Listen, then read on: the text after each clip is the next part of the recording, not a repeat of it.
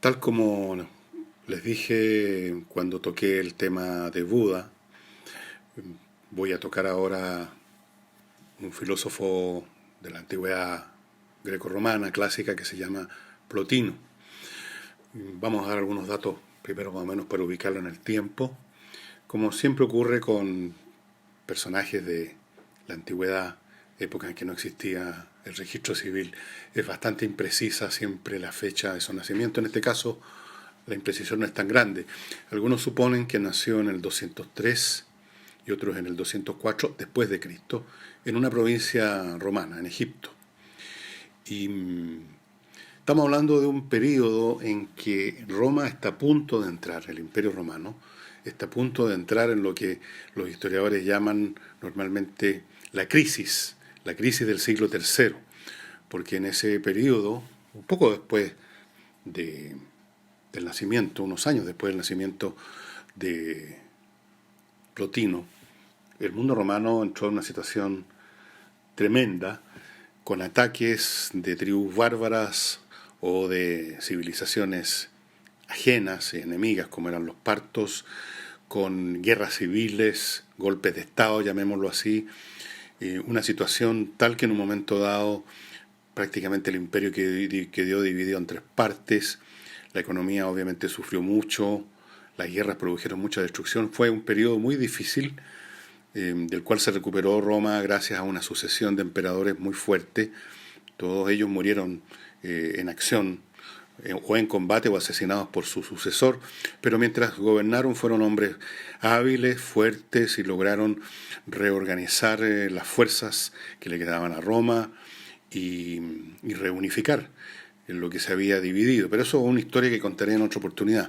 El hecho es que Plotino nace a punto de que está por empezar ese periodo duro y le toca vivir en medio de ese periodo duro. De hecho, participó en una campaña militar que fue desastrosa para Roma y estuvo en medio de todo eso. Y como decía en el tema relacionado con Buda, las grandes religiones, las nuevas visiones, suelen surgir precisamente en tiempos de tribulaciones, como el hombre busca un refugio en eso. Bueno, nació, como les decía, en el año 203-204.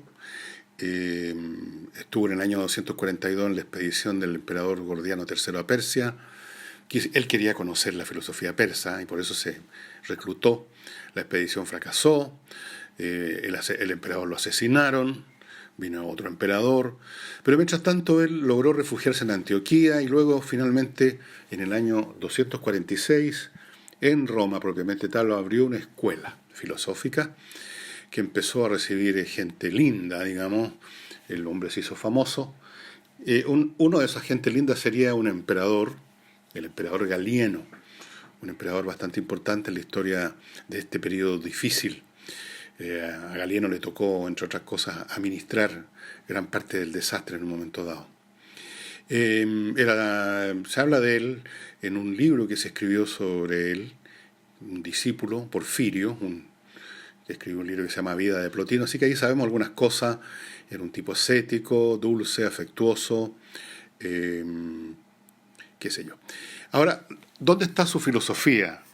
Su filosofía está en un libro que afortunadamente existe, está en mi biblioteca, podría estar en la suya, se llama Enéadas.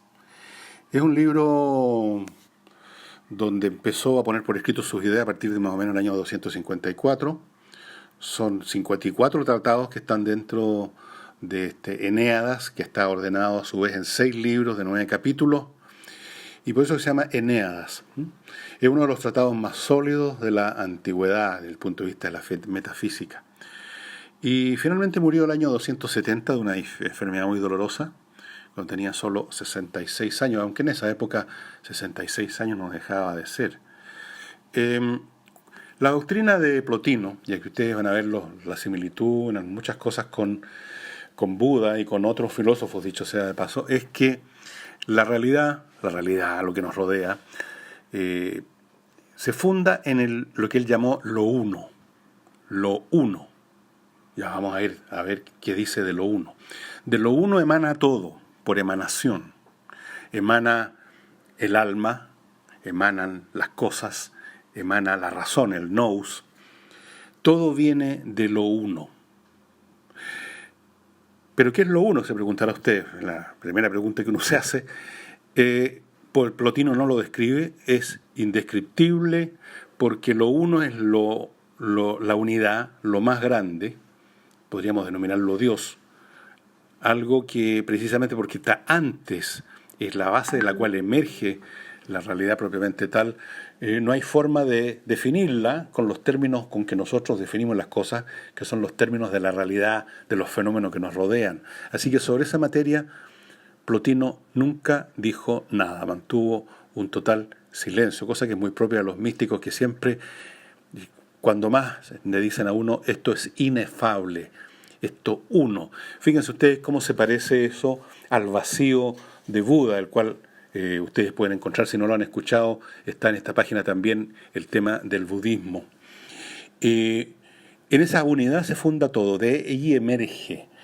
Es como si Dios en sí mismo, esta unidad, no tiene sujeto, carácter, no se puede pensar a sí misma, salvo cuando emana, es decir, cuando deja de ser uno y se convierte en la diversidad, se convierte en cosas, en objetos, en razón, y ahí empieza a tener identidad, porque se convierte en entes particulares, podríamos decir. O sea, Dios se descubre a sí mismo dejando de ser Dios, en algún modo. El uno está más allá del ser, en otras palabras. Por lo tanto, no hay ninguna definición que lo pueda describir. Solamente se puede definir negativamente, o sea, sin dar definición.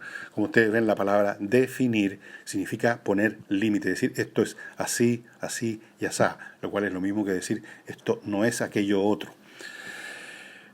La primera emanación es el nous, que algunos autores lo identifican con el espíritu, otros prefieren hablar de la razón, de la inteligencia. En la explicación de lo que es el nous, Plotino usa la semejanza entre el sol y la luz. El uno es el sol, la luz es lo que sale del sol, es lo que emana del sol. Esa era la comparación que hacía Plotino. La función del nous, como la función de la luz, es de que el uno pueda verse a sí mismo. Es decir, en otras palabras, volvemos al punto que estaba recién haciendo, el Dios o este uno se conoce en la medida que emana. No se conoce en su mismidad. O sea, no se conocería si no crea. Un Dios que no crea, que se queda el uno como uno para siempre jamás, no se conoce. En cierto sentido no existe. Fíjense ustedes la paradoja. Existe en la medida que deja de existir como Dios y se convierte en la multiplicidad de las cosas que constituyen la creación, el ser, el universo, como lo quieran decir. Del nous, a su vez, vienen otras cosas que empiezan a emanar y finalmente llegamos al mundo material, que es la forma más baja de emanaciones, como ya lo que botó la ola de la emanación de este nous. Es una filosofía muy interesante. Naturalmente aquí estamos haciendo un resumen de un resumen, de un resumen, de un resumen, de un resumen. Estas cosas hay que leerlas en su original, hay que seguir las razones una por una de cómo emanan, de cómo emerge el espíritu del uno, de cómo emerge otras cosas de a su vez del espíritu, y así en esta radiación que cada vez se va haciendo más pobre hasta llegar finalmente a la materia inerte, que es lo más pobre de todas las formas de emanación del uno. Y con eso, estimado amigo, si les interesa esta filosofía, pero si sobre todo les interesa la similitud que puede haber entre esta filosofía con el budismo y con otras filosofías, yo les recomiendo un libro de Aldous Huxley, el gran escritor británico, que se llama Filosofía Perenne. Se llama Filosofía Perenne precisamente porque él busca, Huxley, en distintas posturas filosóficas, lo que hay de común, lo perenne, lo duradero. Y eso sería todo con respecto a este gran Plotino.